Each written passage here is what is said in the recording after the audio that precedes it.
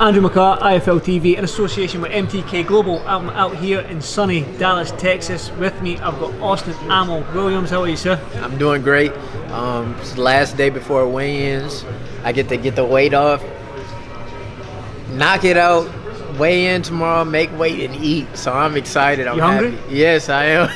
You want to feed? Yeah, I want to eat steaks, pancakes, potatoes, whatever you can think of. I want it. So. Whatever restaurant you're going to, if you're eating steak and pancakes, I'm coming with you. All right, let's do it. Let's get down to the nitty gritty. I mean, we're a UK-based channel.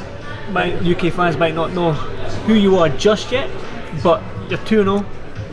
You've not gone past the first round. You've knocked the guy out straight away. So if you were to describe your style and way you fight to the UK fans, how would you describe it? I'm definitely, at this point in the 4-round fights, an aggressive fighter. I'm looking for the big shots. Speed is one of my biggest advantages. I've rarely been in a ring with somebody who matched my speed, so I consider myself a boxer puncher, but I have the finishing instinct. Like I don't know what it is, but I know when I have a fighter hurt, I can pick it up. I can tell in any motion. Like say the guy just shakes his head slightly, or he just wipes his chest. Yeah. So I don't care. Whatever it may be, I can pretty much figure out when somebody's hurt. I think that's one of the biggest things about me. So I would say a boxer puncher, but I'm always looking for the finish. And boxer puncher probably describes me the best. That's what the UK fans like? Yes. How old are you? You're only 19, is it? No, I started boxing at 19. No, but how old are you now? 23. 23. So you only started boxing at 19, it's 4 years. Yeah, it's going to be 4 years, August 25th. I actually got the date I started boxing tattooed on 8/25/15. Oh, yeah? Yeah, and it's a phoenix. I wish I could roll this whole thing up, but it's a phoenix, that represents rebirth. Why so late? Why so late? Where I'm from, my family wasn't a boxing family. I didn't come from, nobody boxed. Everybody was more football, basketball oriented. And the area that I grew up at, it was football, basketball, soccer, golf, tennis. Everything but boxing. Yeah. Boxing was not very popular where I was at. So I just never got, guided towards that. And I actually have to figure it out. I had the revelation that I should be boxing myself at the age of 19 when I was at school on a practice team of University of North Texas. That's a Division One school down here, actually in Denton, Texas, which is only about 30 minutes out from Dallas. So you're from this area? No, I'm from Houston. Oh, you're from Houston? And Houston is about 4 hours from Dallas, but it's in Texas. Yeah. So I ended up going to school around this area for 1 year, and then I decided, I'm not a practice player. I really don't like team sports. I had to figure out what I wanted to do, and that's when I found boxing. I just had a realization, literally, that it was best for me. Came home one summer, and then I started boxing, and it worked out perfectly, and we never stopped since then. You said you had a revelation. What was it? Was it watching somebody like Floyd Mayweather on TV? Was it just one of the things that you just thought, you know what? I was punch somebody in the face. I was at a standstill, man, because I was trying out a lot of different things when I was in school. Like I tried art.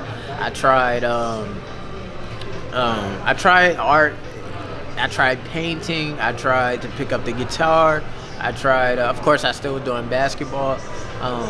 And I went into a funk because I knew none of those was my true passion. I felt a little gap of emptiness in each one that I exercised. And I just, I'm a spiritual guy, so I, talk to God. I really, I kind of went into a depression for a little bit because, I just know that I knew at that time I was meant for something great, but it was just empty time passing because I didn't know what to do. And I literally was like depressed for about 2 weeks. And one night I went to sleep, I had a dream, just a random dream that said boxing.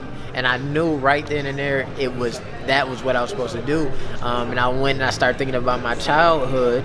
And how my childhood ties into it is that I used to just love to fight. I love the feelings. I love the nervous energy pent up and then the release when you throw the first punch. I love to test myself, it's a lot of courage that goes into actually fighting somebody, and I always loved that as a kid, but I never was introduced to it. And when I really started thinking about myself as a child, I was like, this is what I was born with. Like, this is the passion that I was born with. I called my dad the same day, and I told him, look, I'm coming home. I want to start boxing. And my what dad, was his thoughts to that? What was his thoughts to that? He gave me, what his thoughts was we was going to try it out in the summer. I have 3 months to make it work. And if I was sitting around not doing it, of course I would have to go back to school, or if it just wasn't playing out right, I would have to go back to school. So he gave me a 3-month gap to get a good situation going. And I got not only a good situation going, but I got a job as a trainer, not a certified trainer, but it's like gyms called like title boxing clubs and UFC gyms, and they do these little like conditioning classes. I was a coach for that, so I got a little job, and then the boxing took off, and I was like, yeah, I'm definitely not going back to school. So that was a blessing for me. Everything lined up correctly, and that's how I began. So did it come when you first laced up the glove, when you only put a pair of gloves on at 19 years old? Yes. So when you first put the gloves on, did it come natural to you, or did somebody say, no, this is how you do this is how you throw a jab, this is how you throw a left hook, this is where your feet need to be, or did it just all sort of like fall into place and come natural? My first boxing name actually was The Natural. Which is crazy you say that. The first guy who ever trained me, his name is Joel Whittle. I met him at that UFC gym I was telling you about that I got the job at. And he would show me something, and then I would be able to imitate it. Whatever he showed me, I'd be able to imitate it. Was it perfect? No, but it was clear that I had the foundation of it. I could do it, And he was just like, man, it's nothing I really can show this kid that he can't do. So, and I think that was a lot of being an athlete as well. As an athlete, you coordinate it, you kind of know your body. But he just called me The Natural, and then he ended up giving me a lot of just one-on-one training, helping me, teaching me, and just trying to take me around. So very early on, I ended up going to my gym called Maine Boxing Gym.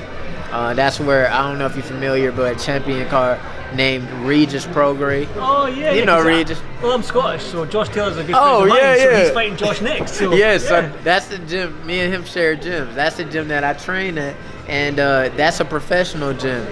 In the mornings, the times that I went, it was a professional gym. The sparring was professional, and that was another thing that made me have to learn really fast. But as far as picking the stuff up quick, I definitely was a natural at boxing, and I ended up changing my name because I put so much mental thought into it. I said the name The Natural wasn't doing me justice anymore. With the style that I'm trying to create and the way I want to fight and the different things I want to bring to the sport of boxing, I can't be called The Natural because that's a false, illusion. People are like, oh, he just had it. No, it took a lot of work. I bet it did. So how did ammo come about then? One of my friends, Rafael Egbokwe, his fight name is Trouble. Not that guy. No. Not Dan Rafael. No. He's not here.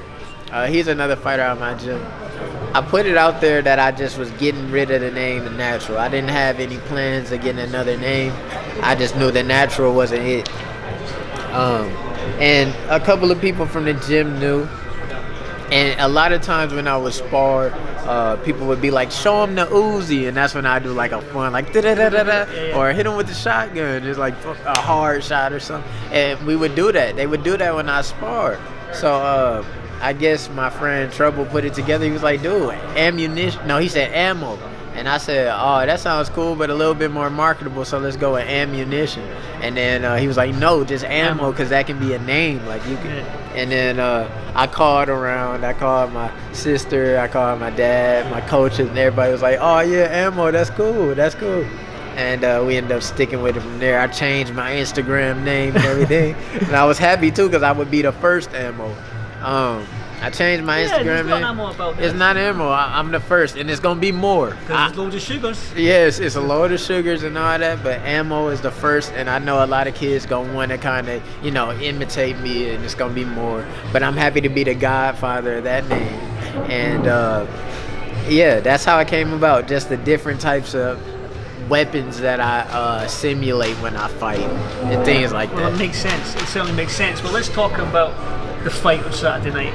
before we spoke about you're 2-0. Yeah. You haven't gone past the first round. Yes. So what can we expect from you on Saturday? Saturday, I'm still going to try to finish it fast because in these first fights, the opposition is not crazy good, and I think at any second in the ring is a dangerous time. So if you can get the job done fast, you get the job done fast. And I know the track that I'm on, I'm probably going to be fighting some higher level competition pretty soon. So in these fights, I try to end it fast, but we are working on patience and not getting overzealous or wanting they finish too fast. I'm going to stay relaxed and try to find a real finishing shot. Not an overwhelming, performance where I just get the guy out and the referee stops it. I'm really going to try to find a shot. It might take me a little bit more time, but I know in the long run it's going to aid me as a boxer. And the better that I get, with that, I'll be able to find that finishing shot faster. So then, when it really counts, when I'm in the 8-round fights and the 10-round fights and things of that nature, I'll be finding these shots in the first and second round. And a lot of people might think, oh, it's just his natural abilities. No, but these are things that I got to go and do in the fights. I got to sacrifice knowing that I can overwhelm a guy and finish him fast. Yeah. But instead of doing that, now I'm going to try to slow it down a little bit and really find a shot. Working what you've worked on in the gym. Exactly. Sort of thing, Put it in the ring. That might not be, like I said, it's a sacrifice because it's a sacrifice for the bigger picture,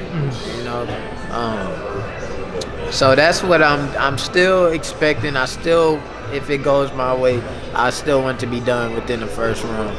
But you'll see a lot calmer. You're going to get a reputation where people are going to think, right, I'm going to have to knock him out before he knocks me out. Exactly, exactly. And that's actually in the last fight, that's the type of energy that my opponent came in with. He was just like, eager. And I kind of took a little bit of that energy and turned it around and pinned it on him. But a genius is not going to even let that, sway them at all. So that's what I took out the most out of my last fight is don't let these guys' energy dictate my energy. Whatever energy, whatever game plan I go in with, no matter how it plays out, I need to keep that energy, stick to that plan, and then we can build off of that rather than it got a little tough and then you went all the way back to square one just to finish the job. Because then you're not really getting better as a fighter, or as a performer. Yeah. So I would ask, how did this come about with Eddie Hearn? How did you end up signing with Eddie Hearn? Eddie Hearn had seen me on Instagram. He's always creeping on Instagram, old Eddie. Yeah, I think I was one of the most exciting fighters on Instagram. Did he slip in your DMs? Was he like, yo, come sign with me? No, he just liked some stuff. So let me know that he didn't just follow. He's seen it, and then I got connected with Sam Katkowski. Churchill Boxing Management, that's my manager. He does a great job. He has a great relationship with Eddie already, so they talked and they negotiated a really, really good deal for me. But he was more so excited with my punching power, and everybody knows that I'm pretty new in the sport, so he knew that I'm still kind of raw. But he was willing to take that chance and help develop me as a professional fighter rather than spending a lot more time in the amateurs trying to develop as an amateur, And everything was right. We had great conversations. The chemistry was great. With Sam, the chemistry was great. And it just worked out. Everybody wanted to work together, so it was an easy deal to make. You talked off camera just before we did this interview about the UK fans and how much you love the UK fans because they're quite knowledgeable in the boxing. Yes. Is it a dream maybe, but would you like to come over to the UK and fight? I would love to be a UK fighter. Like, I'm not saying I don't want to be a US fighter, change that but I'm saying that's what I gotta want. No, I got so much love after that Anthony Joshua fight. The fight, your fight on his card. On his card, yeah. I got so much love from the UK fans. I was like, man, I could do this. You know what I'm saying? I could do this, but I want to fight probably equally in the United States as I fight in the UK. I want to be. Well, Eddie's brought some of the US fighters over. Yeah, I've seen that. They've been over there, and I think it was Ray Savage came over. Yeah. Nikita came. Nikita's I been think over, yeah. So a couple of fighters from the U.S. have came over. What's his name? The small guy. oh yeah, he fought at the York Hall. I know who you're talking. Small guy. Yeah. He does backflips as well. Yeah. I forget his name, but he fought in the UK. So You're next. Yeah. Tell Eddie. Look in the camera. See Eddie. Eddie, I'm next. But you know what? Eddie had me set up to fight over there in the UK, but I got a cut in my last fight, so I had to take a bigger break than we expected. And in this fight, what I want is to get on that Lomachenko card. I want to get Is on that to fight on it or to watch Lomachenko? I want to get on it, fight on it. You know what I mean? Eddie's around, man. You know. I talked to him. I talked to him already. He just said perform in this one. I'm gonna perform in this one. This is the most important thing right now. But I know that would be a great experience. That'll be my first time. You been to the UK before? No, I've never been to the UK. So that'll be my first time to the UK, and I know it'll be an amazing experience just all around. So I really want to do that. UK fans are awesome. I love them. Like I said, I want to put on just as much shows for them as I put on for the US because they're true fans. You know what I mean? That their culture is different. Here in the United States, they're more focused on the records and things like that. I think the UK fans appreciate a little bit more just the warriors. You know what I mean? Like they're sacrificing their lives to entertain us, you know, and I think they're very aware of that, and that's what matters the most to them. As to in America, it's a status thing, it's politics, it's you know. I think in America, you've got American football, baseball, basketball, lacrosse. Like in the UK, we've got football, soccer, as you call it, and rugby, and then you could probably argue boxing's maybe the third sport behind that. But like I said, in the US, you've got you got so many things you can jump to. Sports. Yeah. It's not that big of a connection. But you know what? That's my gap. That's ammo. In America, we got all these other things, you know, and then you'll get one fighter or two fighters that skyrocket boxing or skyrocket MMA, and then it comes back down when that fighter's out. Floyd Mayweather, one of them, Muhammad Ali. Exactly. These sort of guys. Exactly. And you have to be so special to do that, and I know I have the ability to do that. So that gives me a awesome opportunity. I'm happy about that. Does that motivate you? That motivates me. That makes me grasp myself even more, express myself more. You know, be myself. So if I am that guy, I'm that guy because I was me. You know, not because I wore the craziest, coolest shoes that's out. Craziest shorts. You know, like best ring music. Best ring what? It's because me, the ammo, the entity is the reason why. You know, boxing is huge in America right now. And then when I'm out of the sport, it might shrink back down. And they'll look for that next golden goose. But I know I have the story. With how fast I've been accomplishing things. Yeah. I know I had a story to do it. I know I had the physical and mental ability to do it. It's just a matter of time now and me staying focused. That's all it is. I've got to ask because your team are waiting patiently over there because I know you've got to do a wee sweat session up at the gym. Get it out. But I got to ask, we're in Dallas right now. Eddie's brought boxing to Dallas for Maurice Hooker. You're from Houston. Yes. Do you think Eddie, all going well for yourself, that Eddie can bring this sort of event to Houston? Were you headlining the card? I definitely do. And I definitely think that will happen in the next couple of years. I'm for sure that Eddie loves my personality. He loves how I presents myself, how I fight and things of that nature. He's given me all the opportunities in the world. And I know for sure he's aware of how focused I am and how dedicated I am. If I stay I'm going to stay this amount of dedicated. It might even go, higher because the attention gets higher, the responsibility gets higher, the fights get tougher, the rounds get longer. I am going to become even more focused than I am now, and I'm going to give him a lot of reasons to want to take the boxing to the Houston, Texas, and build my fan base up to in a way that it's lucrative for everybody. You know what I mean? That's other things that I think about. How can I build Matchroom? It shouldn't always be about Matchroom building me. How can I build Matchroom? How can I build Churchill, my management company? I look at it from that perspective, and that gives me more sense of responsibility to go hard and work out when the days suck, and keep studying, keep watching my film, things like that. And yeah, we will be in Houston. Mark my words. When I'm headlining in Houston, you can put this video back out. In a couple years, we will be headlining a world championship fight. He talks more than you, Eddie. Mate, this guy. He don't stop talking. He talks. That's 20 I'm minutes. just glad he I've can asked 2 fight. questions. I'm glad he can fight. Because he can fight and he can talk. That's right. That's right. Multi-talented. Well baby. done. And he wants a little slot on Lomachenko. He just card. said that. I know, He looked I in know. the camera and he went, Eddie, I want that shot. He So, already asked me about that. I said win tomorrow first and win well. And we'll talk about it. you heard it here first. He's a man of his word. So He is. you got to win tomorrow. He had all the big gigs so far. Yes, I have. I have. Well, I won't keep you much longer. Like, the team's been patiently waiting, and I appreciate that. So, my guys. as always, this will be the first of many, and I hope you do come to the UK so we can get another one going. But thank you for IFL TV. Thank you, Andy. Appreciate this, brother. Appreciate it. Thank you.